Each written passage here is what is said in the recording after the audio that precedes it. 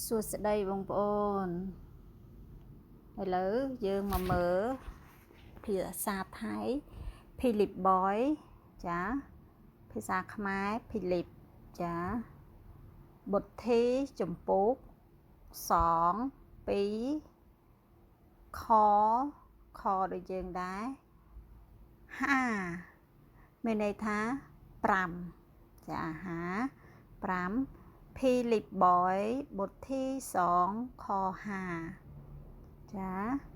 ចងហៃความคิดที่มีอยู่ในพระคริสต์เยซูมิดำรงอยู่ในท่านทั้งหลาย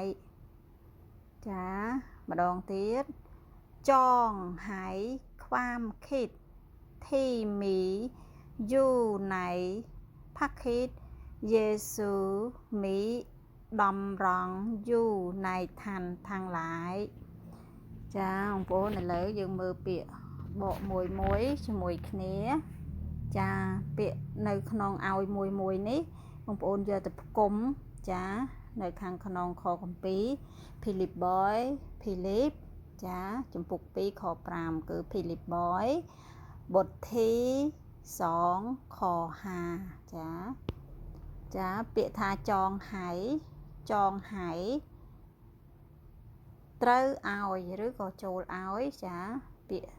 ចាដែលបង្គាប់ความคิดនេះមានន័យថាគំនិតចាความคิดគំនិតที่มีอยู่ใน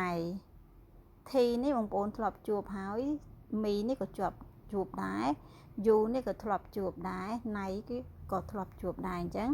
យើងអាចចាយល់ហើយថាที่มีอยู่ในដែលមាននៅក្នុងចាพระคริสต์យេស៊ូចាគឺព្រះគ្រីស្ទយេស៊ូចាឬក៏ព្រះយេស៊ូគ្រីស្ទចាព្រះគ្រីស្ទយេស៊ូឬក៏ព្រះយេស៊ូគ្រីស្ទមានន័យថានេះឬក៏វិញជា